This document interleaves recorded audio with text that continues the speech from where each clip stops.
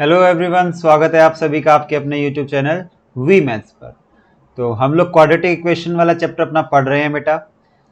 ये है chapter number 6 quadratic equation, part number 3 रहेगा हमारा। ठीक है, तो बेसिक्स चीज़ें हम लोग क्वाड्रेटिक इक्वेशन की देख चुके हैं। मैं आपको बता चुका हूँ कैसे पोलिनोमियल फंक्शन होता है, वहाँ से क्वाड्रेटिक में कैसे आए थे हम लोग। ठीक है, फिर sum of roots, product of roots, उनके बीच में जो कोफिशिएंट्स और इनका रूट्स का जो रिलेशन होता है, वो सब चीज़ें हम देख चुके हैं। तो आज जो हम नई चीज़ शुरू करेंगे अपनी, ग्राफ देखेंगे हम लोग। जो हमारा क्वाड्रेटिक इक्वेशन का ग्राफ होता है ना, क्वाड्रेटिक इक्वेशन कह लीजिए आप लोग, या आप लोग क्वाड्रेटिक पॉलिनोमियल वो फंक्शन कह लीजिए, फंक्शन का ग्राफ कह लीजिए, या आप इक्वेशन का ग्राफ कह लीजिए। आप जो भी कहेंगे उससे आप जोड़ सकते हैं इस चीज़ को। ठीक है, तो आज बात करेंगे इसकी। सबसे बेसिक चीज़ ये है हमारी, पहले आइडिया लेंगे इसका, रफ आइडिया लेंगे, फिर कुछ क्वेश्चंस प्रैक्टिस कराऊंगा मैं आपको, उसके बाद हम लोग ग्राफ को दोबारा पकड़ेंगे। अब आप में से काफ़ी बच्चे सोचेंगे सर ग्राफ की मेरे को नॉलेज क्या है, आप ग्राफ के पीछे क्यों पड़े रहते हो। बहुत बच्चों के माइंड में चीज आएगी कि सर ग्राफ के पीछे क्यों पड़े रहते हो। देखिए, मॉक टेस्ट के सॉल्यूशंस भी आपको मैंने दिए हैं अभी तक। अब सॉल्यूशंस देख के आप बता सकते हो, या आप खुद में ही अनुमान लगा लोगे कि ग्राफ कितना इंपॉर्टेंट होता है। ग्राफ से आप तुरंत क्वेश्चंस के सॉल्यूशन निकाल सकते हो। आप एक अप्रोक्सीमेट ग्राफ बनाओगे ना, आप कंप्लीट सॉल्यूशन दे सकते हो उस चीज का।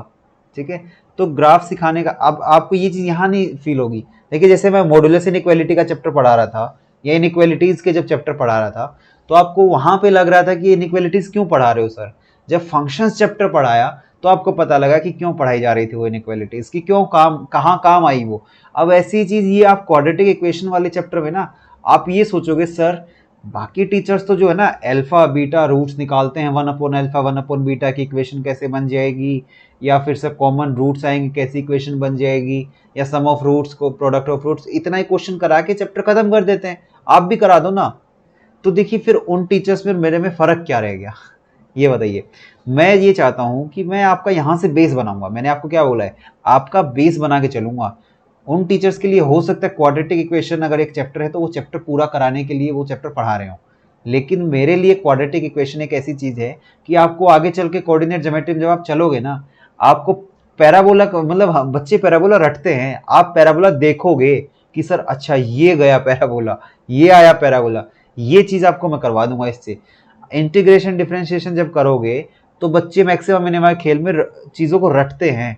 आप देखना, आप चीजों को समझ, आप यहाँ पे समझोगे उन चीजों को, क्या स्लोप है, क्या टेंजेंट है, कर्व ऐसे गया तो कैसे होगा, या कर्व के कोफिशिएंट्स ये हैं अगर इक्वेशन में या फंक्शन में, तो कर्व ऐसा जाएगा। वो सब चीजें बिल्ड करना चाहता हूँ मैं आपकी इस चैप्टर के अंदर।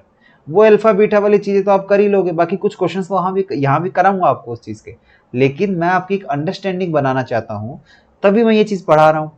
ठीक है, तो उम्मीद करता हूँ आप लोग इस चीज को अच्छे से देखोगे। आपको समझ आए तो अच्छे से आप नीचे थम्स अप करके बताइएगा, कमेंट सेक्शन में कमेंट करके बताना सर क्वाड्रेटिक इक्वेशन ऐसा कभी किसी ने नहीं पढ़ाया। ठीक है, तो चलिए शुरू करते हैं हम लोग। हमारा ना ग्राफ से शुरू करेंगे कि सपोज करिए हमारा ये इक्वेशन ही है y is equal to A x square plus B x plus C. ठीक है, इस इक्वेशन पे अगर मैं चल पड़ूँ तो अब इसमें क्या क्या हो सकता है। अब आप खुद सोचिए, आप सोचिएगा इस चीज़ को कि आपका क्या दे दिया मैंने, A x square plus B x plus सी, ये एक इक्वेशन है मेरी। अब इसमें ए क्या है, आप कहोगे सर ए लीडिंग कोफिशिएंट है। लीडिंग कोफिशिएंट कैसे है भाई, आप कहोगे सर डिग्री, सबसे ज्यादा डिग्री है एक्स की, टू, टू का कोफिशिएंट एक्स स्क्वायर का कोफिशिएंट ए, तो ए तो सर मेरा लीडिंग कोफिशिएंट है। ये तो मैं जानता हूं सर, ए मेरा लीडिंग कोफिशिएंट है सर। ठीक है, अब आप आसानी से इस चीज को जानते हो। प्लस एक बच्चा मेरे को बोलेगा सर ऐसा हो सकता है ना कि ए जो है मेरा या तो जीरो से बड़ा होगा, या तो ए पॉजिटिव होगा, या ए नेगेटिव होगा। अब एक बच्चा पूछेगा कि सर ए जीरो भी तो हो सकता है। आपने पॉजिटिव ले लिया, आपने नेगेटिव ले लिया, जीरो ले सकता हूं क्या। आप खुद सोचो, जब ए जीरो होगा क्या वो क्वाड्रेटिक रह जाएगी क्या, वो लीनियर में कन्वर्ट हो जाएगा बेटा, एक्स स्क्वायर जो है वो जीरो बन जाएगा पूरा। ठीक है, तो मेरे सामने ना सर दो केस हैं, या तो ए मेरा पॉजिटिव है या ए मेरा नेगेटिव है। अब देखिए, जब भी आपका ए पॉजिटिव होगा ना, आपका हमेशा अपवर्ड पैराबोला बनेगा। कैसा पैराबोला बनेगा, अपवर्ड पैराबोला। और जब ए नेगेटिव होगा तो आप कहोगे उस केस में सर मेरा डाउनवर्ड पैराबोला बनेगा। ये दो चीज हो गई हमारी। तो इन चीजों को देखिए और अच्छे से समझें, अगर हम और अच्छे से इस चीज को समझ लेते हैं मैं आपके लिए कुछ ऐड कर देता हूँ इसमें।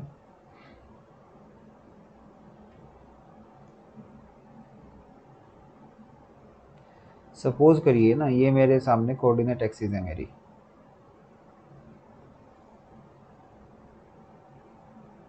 ठीक है, ये मेरे सामने कोऑर्डिनेट एक्सिस है। ए मेरा पॉजिटिव होगा, अगर मेरा ए पॉजिटिव होगा, ए पॉजिटिव है, तो मेरा पैराबोला ना अपवर्ड बनेगा, ऐसा ऊपर बनेगा। ये भी जा सकता है, कोई बच्चा कहेगा सर क्या ये ऐसे हो सकता है, ये ऐसे भी हो सकता है। कोई कहेगा सर ऐसे जा सकता है, कैसे, एक जगह टच करके, ऐसे भी जा सकता है। किसी भी तरीके से आप इस चीज़ को लेके जा सकते हो, ठीक है। इस चीज़ को मैं आपको बहुत ही अच्छे से दिखाता हूँ अभी, आप इस चीज़ को कैसे भी लेके जा सकते हो बेटा।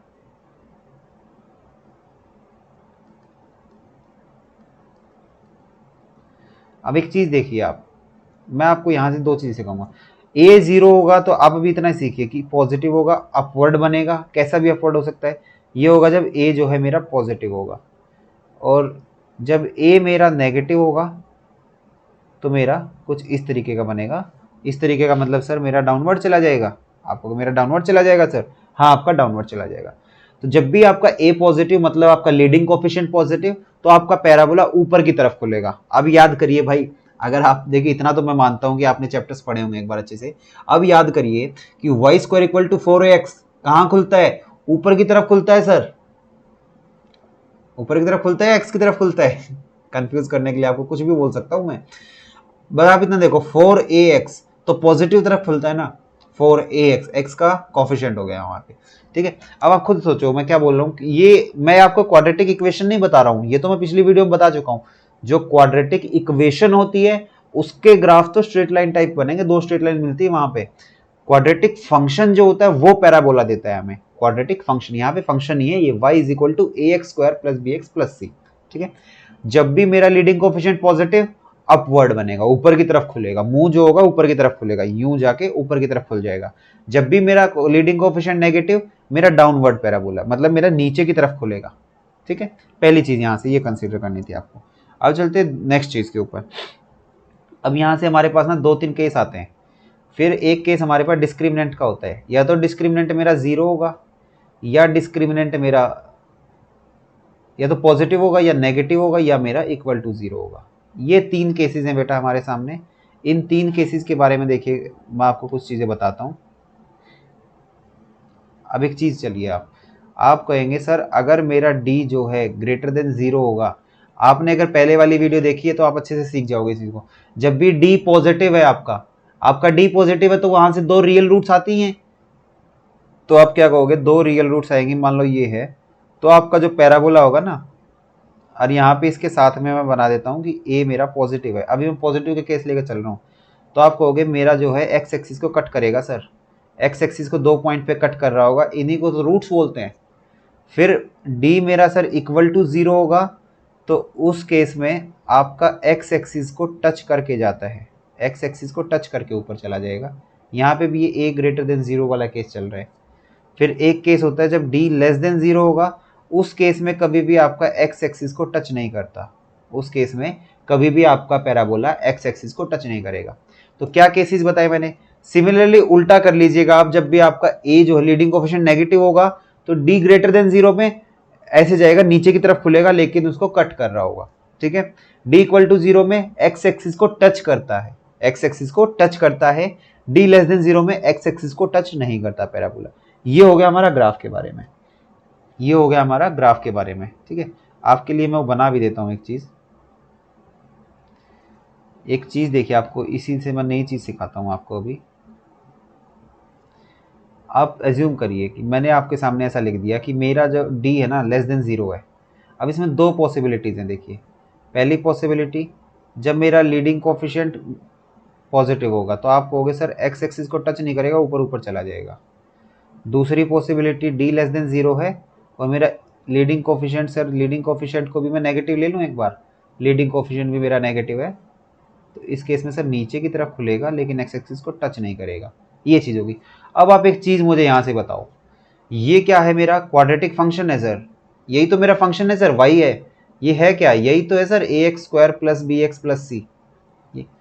अब पहले केस में देखो आप क्या कहोगे सर, अबव एक्स एक्सिस है ना, अबव एक्स एक्सिस मतलब हमेशा ही पॉजिटिव होगा सर, मेरा हमेशा ही पॉजिटिव होगा। इसका मतलब सर जब d मेरा लेस देन 0 होगा और a मेरा अगर पॉजिटिव हो जाता है तो मेरी जो क्वाड्रेटिक इक्वेशन है ना सर, मेरी क्वाड्रेटिक इक्वेशन हमेशा ही पॉजिटिव हो जाती है। तो इस दो कंडीशन में, ये दो कंडीशन होगी तो क्वाड्रेटिक इक्वेशन सर मेरी हमेशा पॉजिटिव होगी।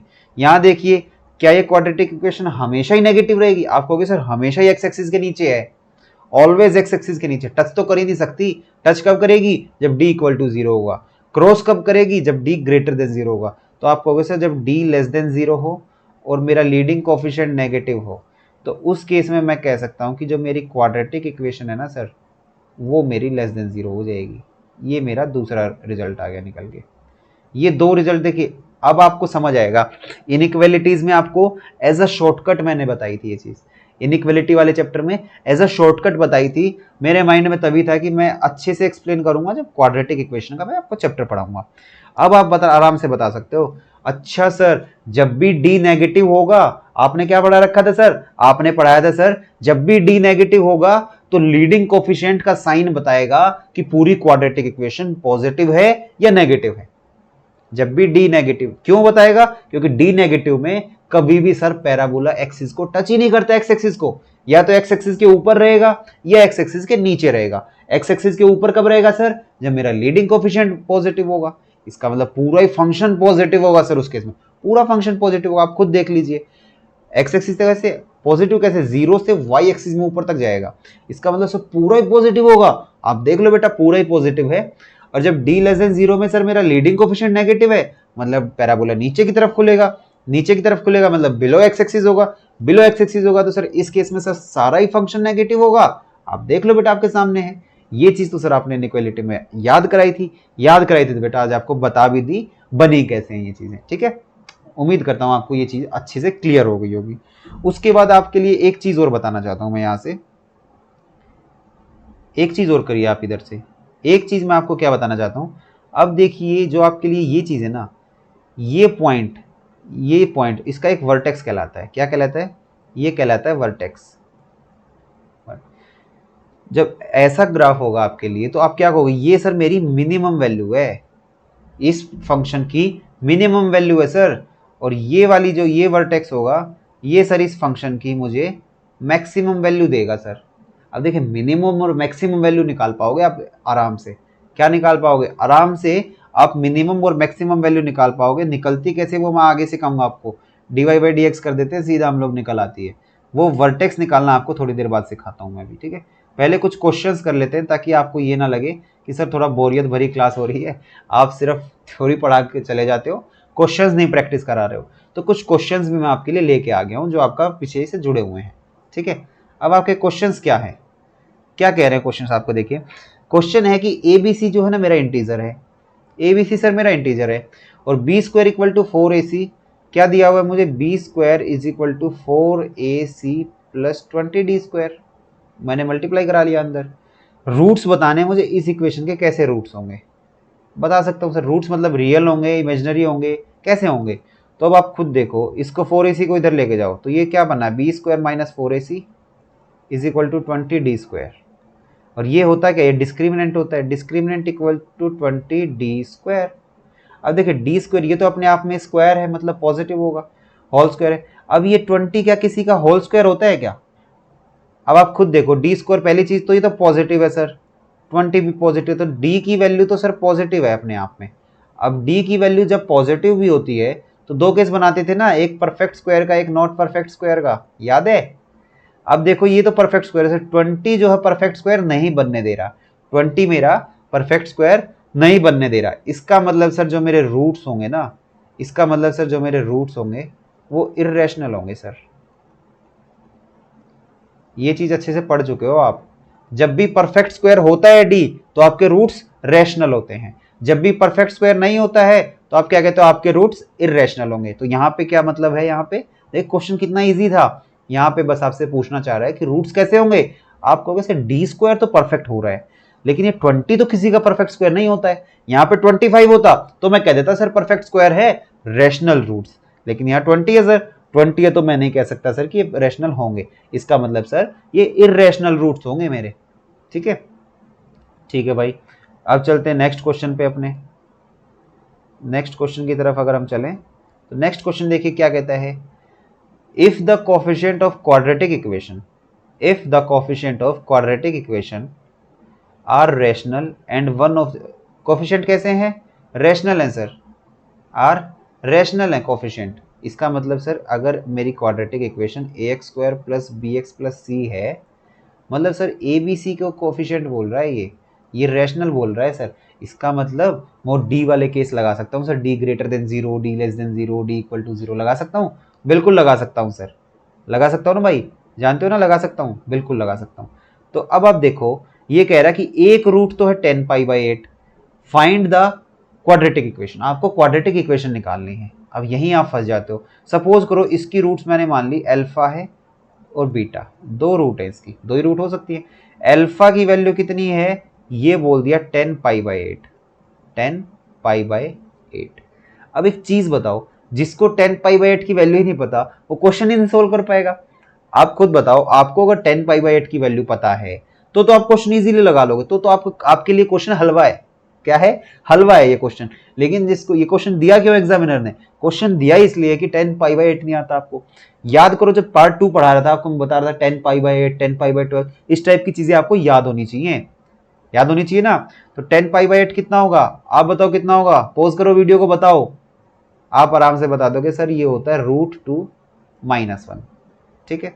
अब एक चीज देखो, ये √2-1 कैसा रूट है सर, ये तो इर्रेशनल रूट है सर, ये तो इर्रेशनल रूट है। दूसरी चीज, इर्रेशनल रूट आते कैसे हैं, कॉन्जुगेट पेयर में आते हैं सर। ये √2-1 जैसे इसने √2 सोचा तो ये मार्केट में जब भी उतरा तो ये कहेगा यार मैं अपनी शक्ल का अपना दोस्त बना लेता हूं, तो -√2-1 इसका ऑलरेडी रूट हो जाएगा। देखिए क्वेश्चन में दिया नहीं हुआ था दूसरा रूट, लेकिन हम खुद से बता देंगे कि ये तो कॉन्जुगेट पेयर में आते हैं सर, इर्रेशनल रूट्स हैं। यहां से आप बता सकते हो सम ऑफ रूट्स कितना होगा, इक्वेशन तो आप लिख ही सकते हो। इक्वेशन क्या होती है, देखिए यहाँ बताता हूँ आपको, ये तो आपको आती है ना इक्वेशन, इक्वेशन होती है सर x² माइनस में सम ऑफ रूट्स x प्लस में प्रोडक्ट ऑफ रूट्स। अब तो निकाल ही लोगे आप, सम ऑफ रूट्स आप जब निकालोगे तो आप कहोगे sir alpha plus beta sum of roots होता है मेरा। अल्फा प्लस बीटा है क्या सर, √2-1, बीटा को जोड़ूंगा -√2-1, तो सर यहाँ से √2 कट गया, मेरा -2 आ गया सर। अब प्रोडक्ट ऑफ रूट करोगे तो प्रोडक्ट ऑफ रूट को आप बता दोगे सर मैं कर सकता हूँ -1 प्लस √2 है, और सर साथ में -1 -√2, a² माइनस b² लगा देता हूँ सर। a² लगाओगे तो -1 का स्क्वायर कितना 1, माइनस b² 2, यहाँ से आ गया -1 सर। अब आप आराम से लिख सकते हो, इसका मतलब सर मेरी जो क्वाड्रेटिक इक्वेशन बनेगी x² minus sum of root है सर मेरा -2x plus product of root है सर -1 इक्वल टू 0, तो sir x² plus 2x minus 1 equal to 0, ये सर मेरी क्वाड्रेटिक इक्वेशन होगी। अगर कोई भी गलती हो, थोड़ी बहुत कैलकुलेशन का एरर आ गया हो तो कमेंट करके आप बताना, ठीक है। आपके लिए एक चीज़ और छोड़ के जा रहा हूँ, अगर आपको लग रहा है कि कैलकुलेशन एरर है तो आप बताना मुझे। क्या किया, आपको क्या आना चाहिए था, पूरा क्वेश्चन आपका इजीली सॉल्व हो जाता अगर आपको आता कि 10π/8 की वैल्यू √2-1 है। और कई बार क्या होता है ना, कई बार बहुत ही महान बच्चे होते हैं, उनको ये भी बता दो ना कि 10π/8 जो होता है √2-1 होते हैं, उनका दिमाग घूम के रह जाता है, अरे सर दूसरा रूट कैसे निकालूं, इक्वेशन तो मुझे लिखनी आती है sir, x² minus sum of roots into x plus product of, दूसरा रूट कहां से ला, अरे बेटा ये तो अंडरस्टैंडिंग आपको ही बनानी पड़ेगी ना कि एक रूट अगर इरेशनल है तो इरेशनल रूट हमेशा कॉन्जुगेट पेयर, आपको बिल्कुल बेसिक से बताया। फिर आप ये कह देते हो ना, कई बार आपके दिमाग में थॉट आ जाते होंगे सर इतना भी बेसिक क्यों पढ़ा रहे हो आप, कई बार थॉट्स आते हैं, ठीक है, इतना भी बेसिक क्यों, इस वजह से इतना बेसिक पढ़ाता हूं मैं कि आपके दिमाग में ऑलरेडी चीजें एक के बाद एक फ्रेम होके चल दी आए, ठीक है, ये चीज हो गई। अब देखिए नेक्स्ट क्वेश्चन देखते हैं, नेक्स्ट क्वेश्चन क्या कहता है हमें, अगला क्वेश्चन देखिए। क्वेश्चन कुछ इस तरीके से है कि मेरा इक्वेशन दी हुई है, मेरे को क्वाड्रेटिक इक्वेशन दी हुई है, एक क्वाड्रेटिक इक्वेशन, उसके रूट्स ना रेसिप्रोकल हैं, एक दूसरे के रेसिप्रोकल हैं। तो सपोज करिए एक रूट है अल्फा और दूसरा रूट है 1/α, रेसिप्रोकल तो यही कहेगा ना। अब यहाँ से आप क्या कह सकते हो सर, प्रोडक्ट ऑफ रूट निकाल लेता हूँ, product of root alpha into 1/α कितना होगा, 1 बनेगा सर। और वैसे प्रोडक्ट ऑफ रूट मेरा होता क्या है, प्रोडक्ट ऑफ रूट सर मेरा C/A होता है, तो इसमें सी क्या है ऊपर वाले में, आप कह दोगे सर 3m+1 अपॉन ए कितना है m² - 3 इज इक्वल टू 1 लिख दो। आप आराम से सोल्व कर सकते हो। देखिए एक ही लाइन में लिख रहा हूँ, m² - 3 is equal to 3m+1।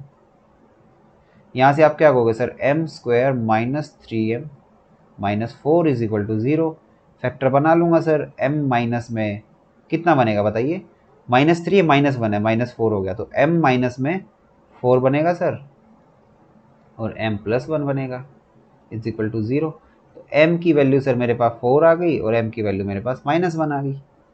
m की कितनी वैल्यू आ गई, आप कहोगे सर m की मेरे पास 2 वैल्यूज आ गई, m की वैल्यू 4 और m की वैल्यू -1, 2 वैल्यूज आ गई। अब आप ये बताओ मेरे को कमेंट करके, आपके लिए क्वेश्चन छोड़ रहा हूँ, आप मुझे कमेंट करके ये बताओ, जो ये m की वैल्यूज आई हैं मेरे पास 4 और -1, क्या ये बिल्कुल सही आई हैं? और सही आई है, क्या इसमें से कोई एक नेग्लेक्ट करूंगा? नहीं करूंगा तो क्या m की 2 वैल्यूज आएंगी? ये चीज़ आप कमेंट करके मेरे को बताइए, ये मैं आपके लिए छोड़ के जा रहा हूँ, ठीक है। नेक्स्ट बढ़ते हैं हम लोग। नेक्स्ट देखिए, एक और क्वेश्चन मैं आपके लिए लेके आया हूँ। क्वेश्चन बहुत ही अच्छा है, ठीक है, काफ़ी अच्छा क्वेश्चन है, ध्यान से देखिएगा। अल्फा बीटा अगर रूट्स हैं, अब आप देखिए कि ax² + bx + c is equal to 0। Alpha और बीटा इनके रूट्स हैं, अल्फा और बीटा रूट्स है इस इक्वेशन के। अब मुझे वो इक्वेशन बतानी है जिसके रूट्स ये हों, 2α + 3β और 3α + 2β। सोचिए क्या होगा इस केस में, 2α + 3β आपका रूट होना चाहिए, दूसरा रूट आपका 3α + 2β होना चाहिए। आप एक चीज़ बताओ, अगर अल्फा जो है इसका रूट होता, अब देखिए मैं कैसे निकालूंगा आपके लिए। अल्फा अगर इसका रूट है तो क्या ये ऐसे सेटिस्फाई करेगा sir, a² + bα + c is equal to 0 और सर a β² प्लस, अभी मैं बता रहा हूँ कैसे आप अप्रोच करते हो बच्चे इसमें, ठीक है। आपको भी लगेगा कि सर आप इतना स्लो क्यों बता रहे हो, सीधा सॉल्यूशन बताओ ना मुझे। लेकिन मेरा देखिए क्या तरीका रहता है बेटा, कि एग्जाम में आप सोच कैसे रहे होगे, एग्जाम में आपकी सोच को पकड़ना, जो आपकी सोच रहती है ना एग्जाम के अंदर, वो चीज़ मैं पकड़ के आपको बताऊं ताकि आप अच्छे से चीज़ों को समझ पाओ, ठीक है। इसलिए आपके दिमाग में, बच्चे के दिमाग में ये आया कि अगर सर अल्फा और बीटा इसके ऐसे रूट्स होते हैं, तो मैं ऐसा कर लूँ कि मेरा a² + bα + c और मेरा ये 2 इक्वेशन मेरी बन जाएंगी सर। तो अब मेरा क्वेश्चन आपसे ये है, क्या ये 2 इक्वेशन बना के आपका कुछ बेनिफिट है? आप खुद बताओ, आपका कुछ बेनिफिट है? तो आप कहोगे सर मेरा कोई बेनिफिट नहीं है। आपका अगर कोई भी बेनिफिट नहीं है तो आपको कैसे अप्रोच करना चाहिए? मैंने आपको एक तरकीब बताई थी कि ऐसे क्वेश्चन में कभी भी आपको अप्रोच करना हो तो मैंने आपको क्या तरीका बताया था, आप सीधा क्या जाओ, आप चलो सम ऑफ रूट्स और प्रोडक्ट ऑफ रूट्स से। तो एक बच्चा जिसने अच्छी से वीडियो देखी वो कहेगा सर सम ऑफ रूट्स निकाल लूँ, निकाल लो बेटा। तो यहाँ से सम ऑफ रूट्स कितनी आ जाएगी सर, 5α + 5β, इसका मतलब सर 5α + β, ये मेरी सम ऑफ रूट्स आ गई सर। प्रोडक्ट ऑफ रूट्स कितना आ जाएगा, प्रोडक्ट ऑफ रूट्स आप कह दोगे सर 2α + 3β है और इसका प्रोडक्ट कराना 3α + 2β से। तो यहाँ से करा देता हूँ सर मैं। जब आप कराओगे तो आप क्या कहोगे, ये आ जाएगा सर 6α² + 2 दूनी 4, 4α β + 9α β + 6β²। अब आप क्या कहोगे इसको सर, 6α² + 9 और 4 13α β + 6β²। अब ये आप आसानी से बता सकते हो, तो सर 6 साथ में α² + β² है सर, प्लस में 13α β है, ठीक है। यहां से आप α² β² बता सकते हो। आप कहोगे हाँ सर ये तो अल्फा प्लस बीटा का होल स्क्वायर माइनस में कितना, माइनस में कितना बताइए, अल्फा प्लस बीटा का होल स्क्वायर माइनस में 2α बीटा कर दूं अगर। अब देखिए आप में से एक ने लिख दिया, इसको सर मैं ऐसा लिख दूं, अल्फा प्लस बीटा का स्क्वायर माइनस में 2α बीटा और साथ में सर 13α बीटा तो चल ही रहा है। चलिए इसको अगले पेज पे लिखता हूँ मैं आपके लिए ना, अगले पेज पे लिखता हूँ। क्या आया आपके लिए, आपका कुछ इस तरीके से आया कि 6 था, फिर अल्फा प्लस बीटा का स्क्वायर माइनस में 2α बीटा प्लस में 13 अल्फा बीटा आपका चल ही रहा था। अब देखिए एक लाइन में लिखूंगा अब मैं 6 साथ में अल्फा प्लस बीटा का होल स्क्वायर। अब यहाँ से -12 alpha beta plus 13 alpha beta, तो यहाँ से अल्फा बीटा बचा। तो आपका प्रोडक्ट ऑफ रूट्स कितना है 6 अल्फा प्लस बीटा क्या होता है, आप कहोगे सर ये होता है -b/a इसका square plus alpha beta c/a। यहाँ से आप बता सकते हो सर ये हुआ मेरा 6b² प्लस c/a। ये तो सर मेरा प्रोडक्ट ऑफ रूट हुआ। सम ऑफ रूट मेरा कितना हुआ था, सम ऑफ रूट सर मेरा 5 times alpha into beta, alpha plus beta हुआ था, मतलब 5 टाइम्स -b/a हुआ था सर। तो सर इक्वेशन मैं अपनी बना सकता हूँ x² माइनस में सम ऑफ रूट्स तो -5b/a प्लस में प्रोडक्ट ऑफ रूट्स तो 6b²/a² प्लस c/a। इस चीज़ को अब सिंप्लीफाई कर लेना, ये आपके लिए छोड़ रहा हूँ, सिंप्लीफाई आप कर लेना। कैसे सिंप्लीफाई करोगे, इक्वल टू 0 डालना है आपको। सिंप्लीफाई कैसे करोगे सर, नीचे a² एलसीएम मान लेता हूँ, तो a² x² प्लस में 5ab, चलिए मैं आपके लिए कर ही देता हूँ, नहीं तो आप कहोगे मैंने a² को एलसीएम मान लिया, तो मेरी इक्वेशन कैसी आ जाएगी, मेरी इक्वेशन देखिए ऐसी आ जाएगी a² x² प्लस 5ab, यहाँ x भी आएगा देखिए 5abx plus 6b² plus ac is equal to 0।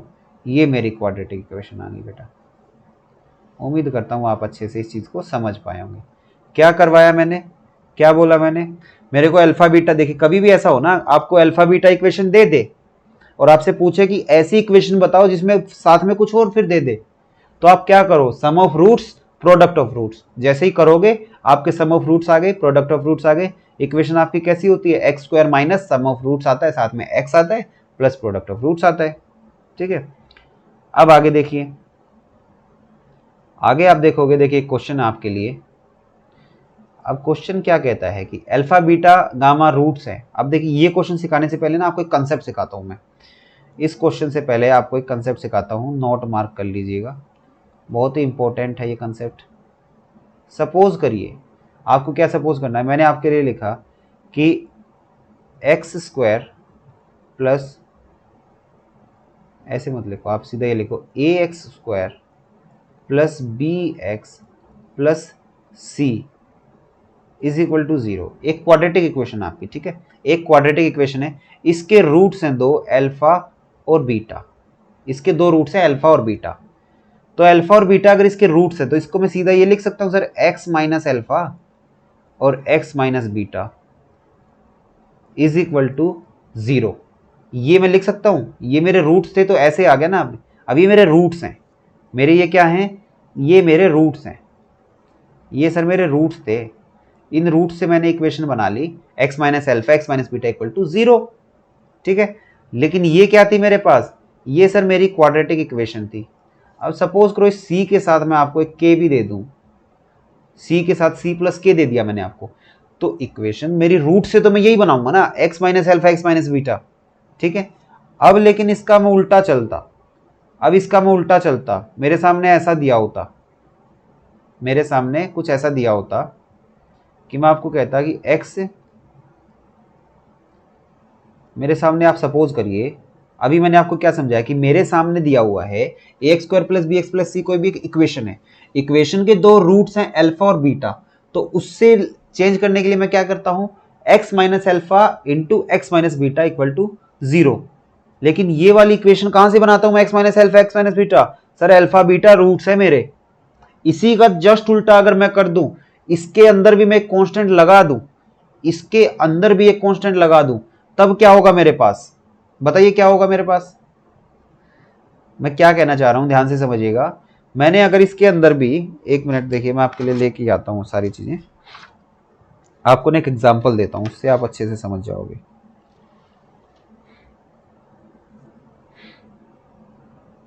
मैंने आपको भी बोला क्या है, देखिए मैंने आपको ये बोला कि x, ये मेरे क्या था, इक्वेशन था सर, ठीक है, ये मेरी क्या रूट है। अब ये रूट से भी तो इक्वेशन बनाई ना मैंने, अल्फा बीटा वाली रूट से भी एक इक्वेशन बनाई, तो क्या मैं इसी को एक लाइन में ये कह सकता हूं कि सर x माइनस अल्फा और x माइनस बीटा, इसको जब फर्दर खोलते हैं तो भी इक्वेशन मिलती है हमें, ये इक्वेशन मिली थी, क्या ये इसी के इक्वल हो जाएगी, A x square plus B x plus C plus K मान लो आप यहाँ पे, आप यहाँ पे सी प्लस के मान लो, ठीक है, आपने इतना मान लिया।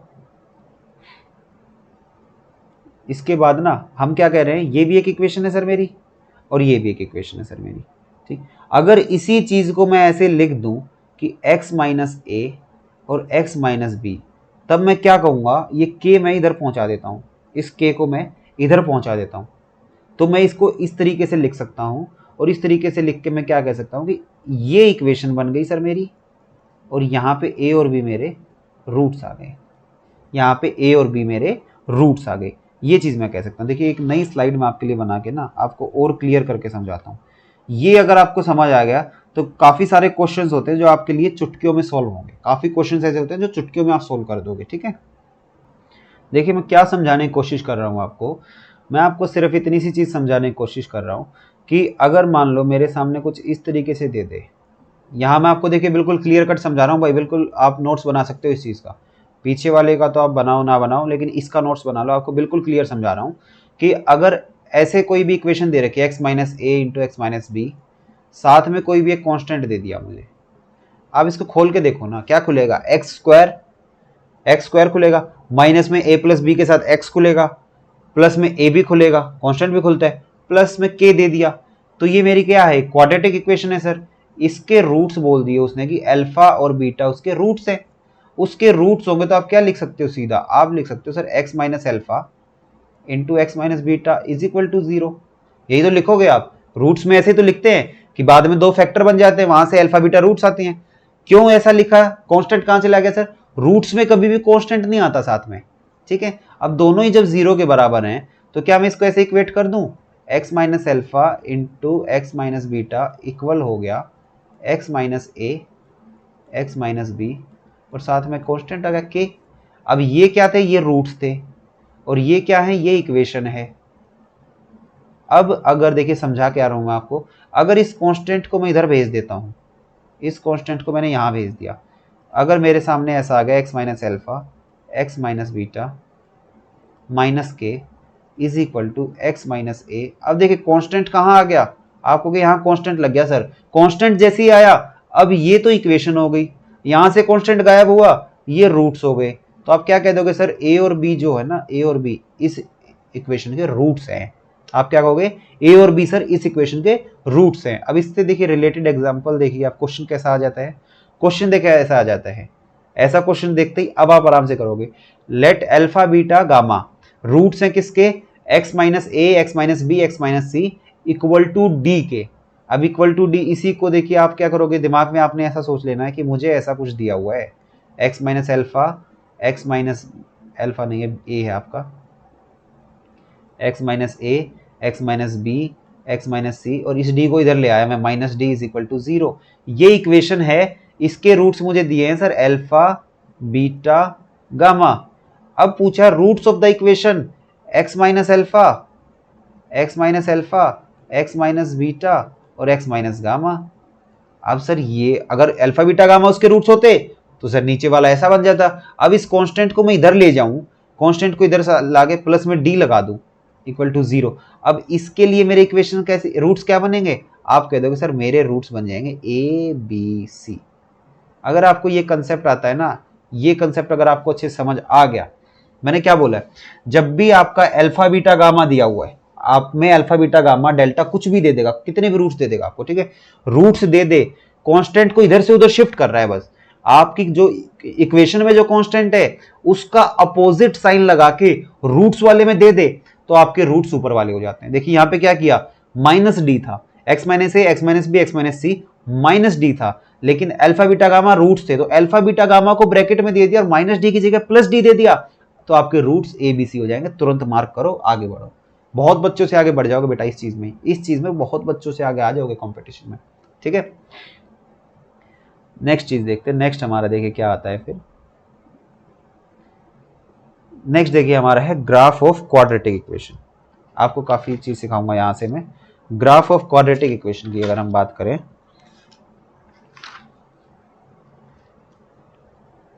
अब देखिए आपने अब कहोगे सर अभी तो हमने ग्राफ क्वाड्रेटिक इक्वेशन का देखा था, लेकिन एक चीज़ वहाँ से हटके और एक मैं आपको बताना चाहता हूँ।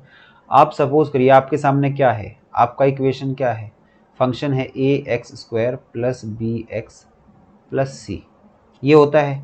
अब इसका जब होल स्क्वायर हम करते हैं, इसका क्या करते हैं हम, कंप्लीटिंग द स्क्वायर मेथड लगाते हैं, तो हमारे पास क्या निकल के आ जाता है, रिजल्ट लिख रहा हूँ बस मैं आपके लिए, y plus D by 4a इसका whole square is equal to a आ जाता है, साथ में बन जाता है x plus B by 2a का होल स्क्वायर, आपके साथ ऐसा कुछ बन जाता है।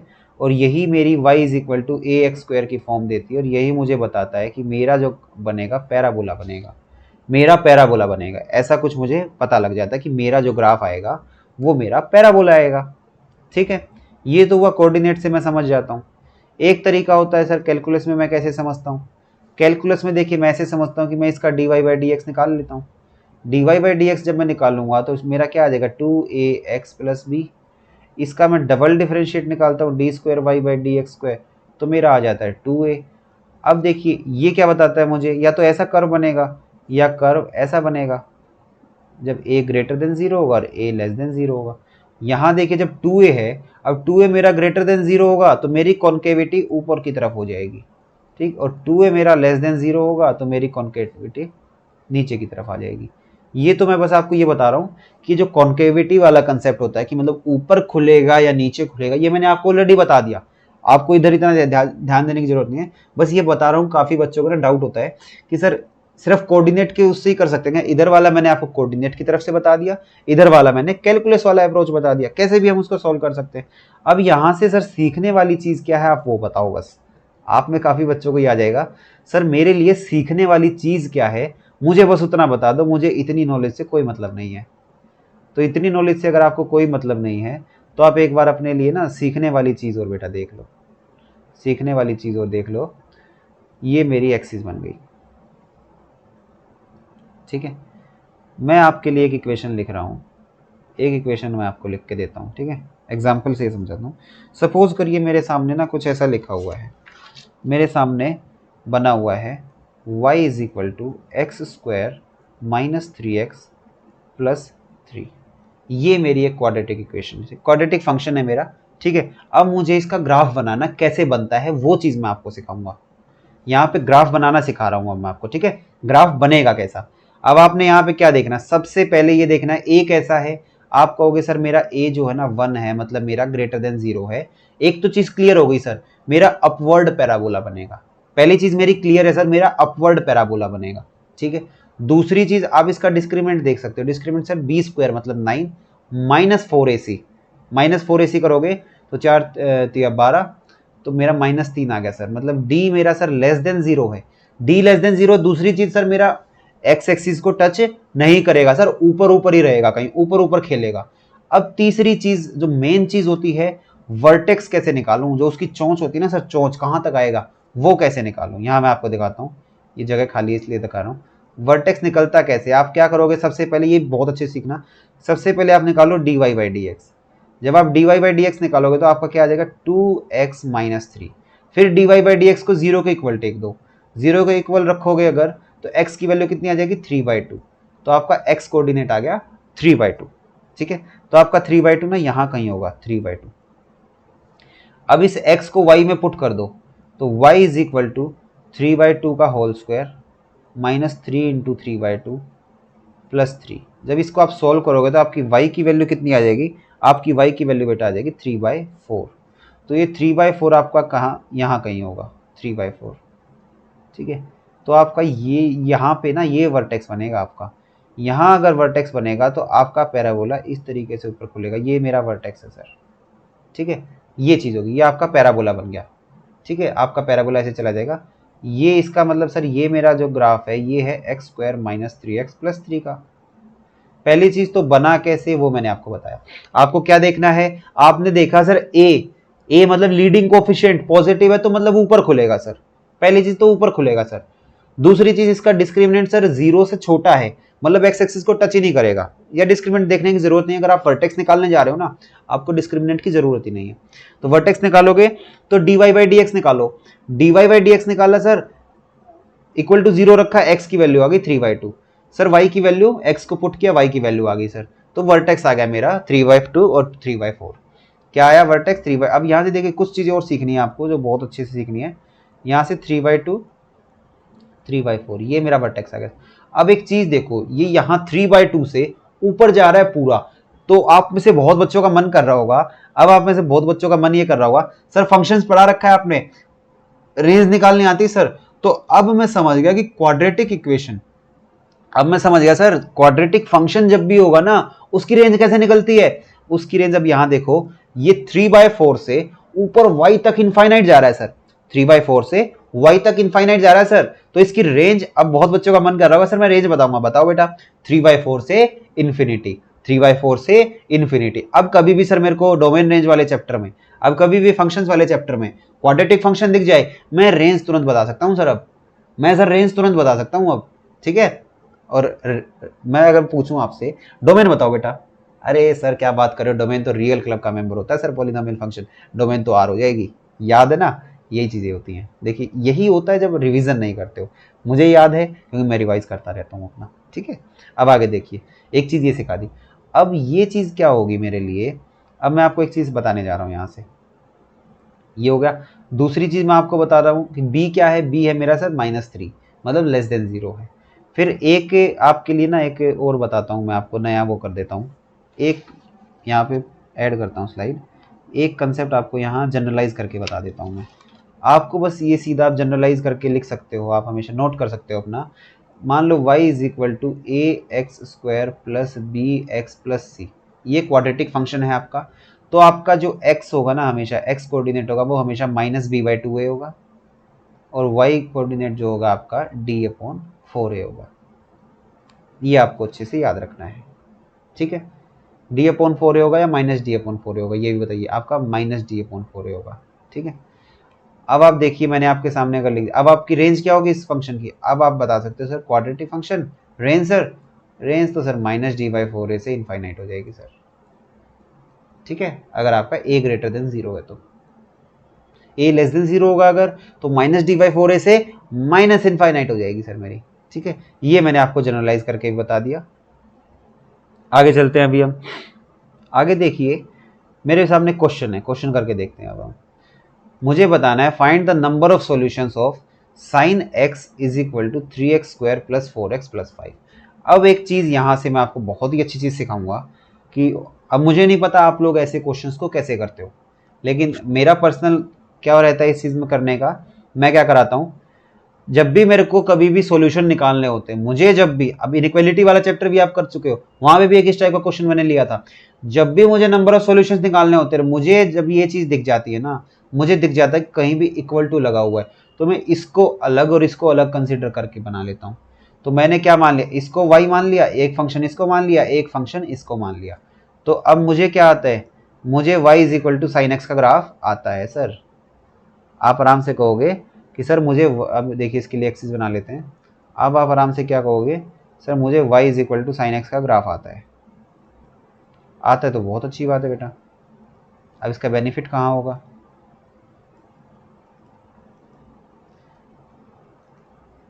अब देखिए आपका ये थोड़ा छोटा हो गया हमारा,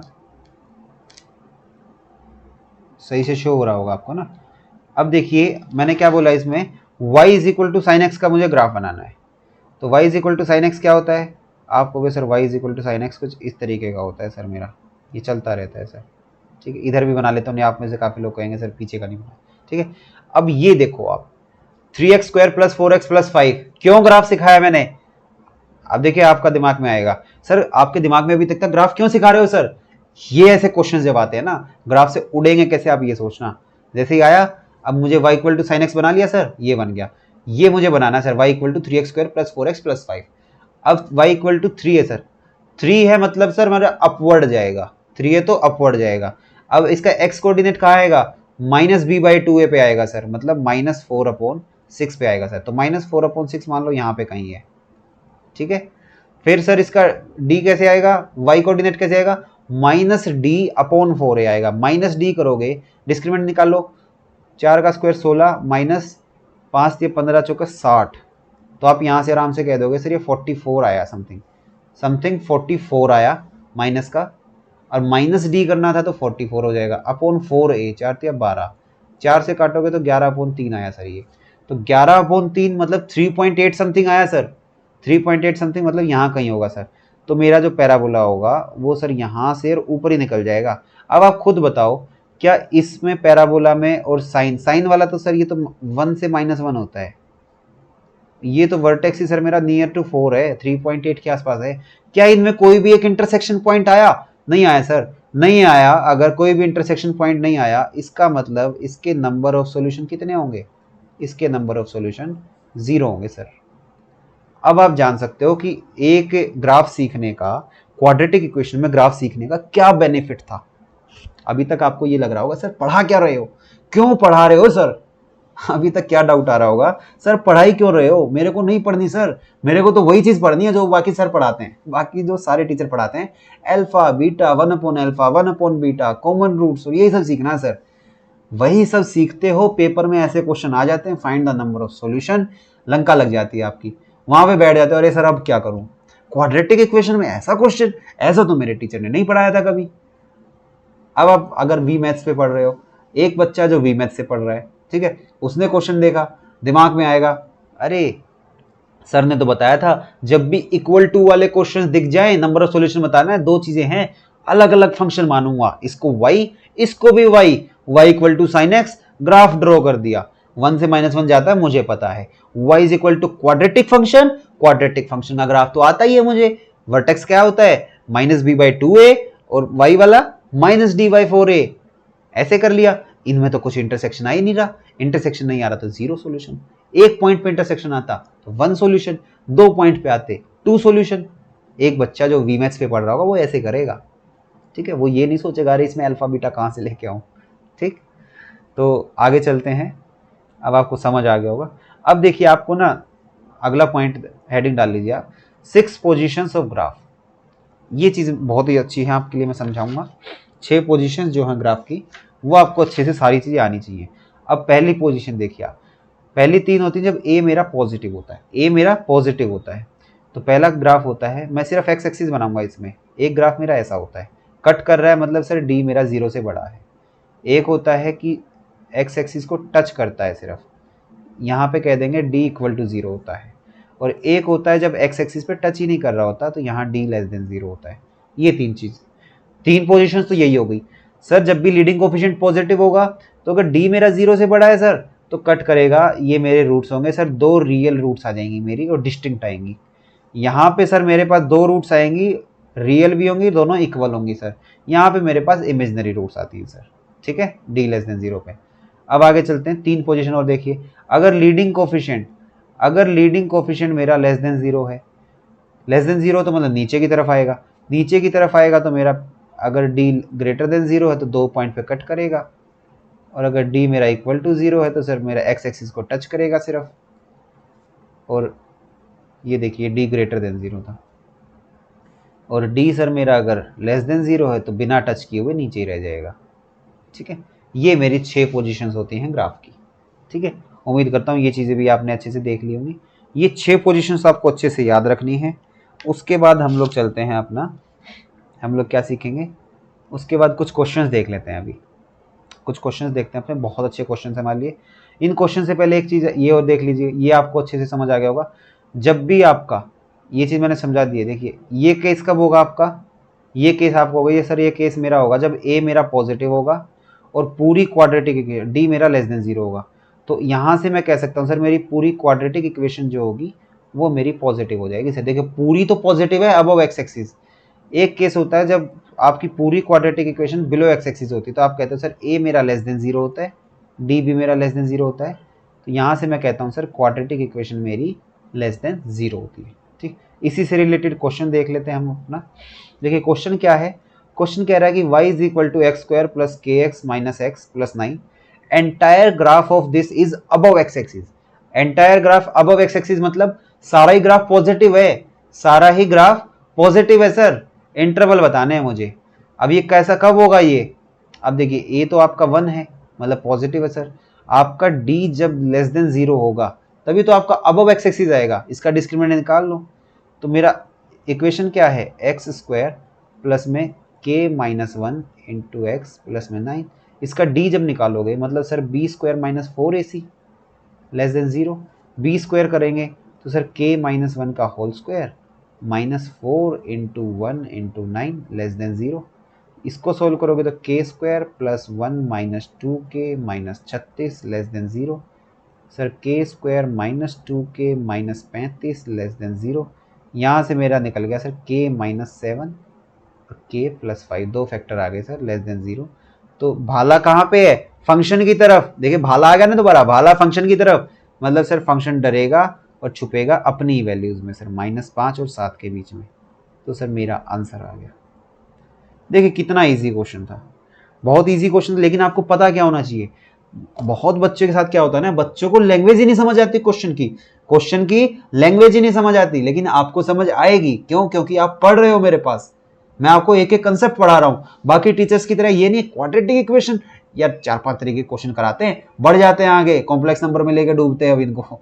ठीक है, नहीं भाई, आपको एक एक चीज सिखाऊंगा यहाँ पे। क्वाड्रेटिक इक्वेशन दे रखी है आपको, अब बोल दिया entire graph above x axis. Entire graph above x axis का मतलब, अब एक्स एक्सिस का मतलब सर मेरे जो 6 पोजीशन होती है ना सर, उस 6 पोजीशन में से मुझे कौन सी मिल रही है? सारा ही ग्राफ अबव एक्स एक्सिस है सर। इसका मतलब मेरा लीडिंग कोफिशिएंट पॉजिटिव, वो तो दिख रहा है सर मुझे। डिस्क्रिमिनेंट मेरा लेस देन 0 होगा सर, डिस्क्रिमिनेंट मतलब b square minus 4ac less than 0। अब तो सर इनइक्वालिटी का क्वेश्चन है, अब तो मैं बड़ा दौड़ दौड़ के खेलूंगा सर, अब तो मैं दौड़ दौड़ के खेलूंगा, इनइक्वालिटी इतने अच्छे से पढ़ा रखी है आपने।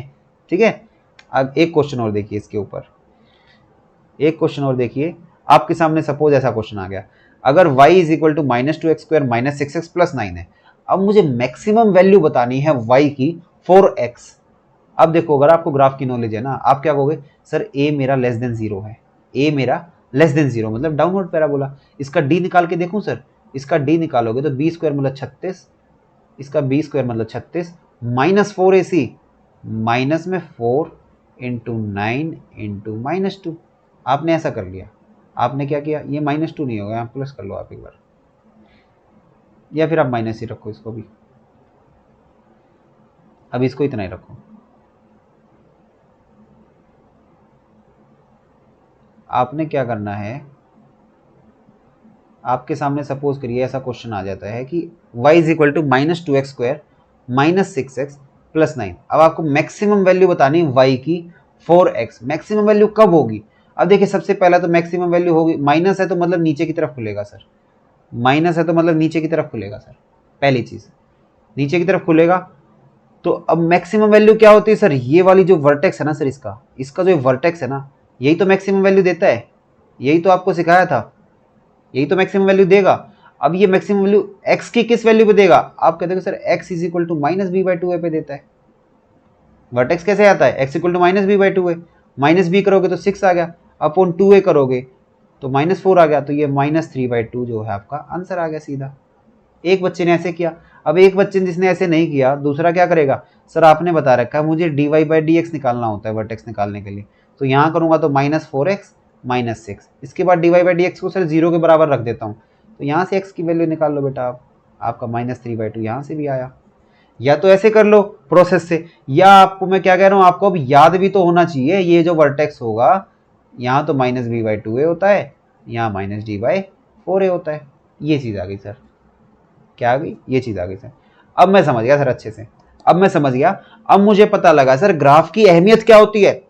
अब मुझे पता लगा ग्राफ की सर असली अहमियत क्या होती है, ये मैं अच्छे से जान चुका हूँ सर, अब ये मैं जान चुका हूँ।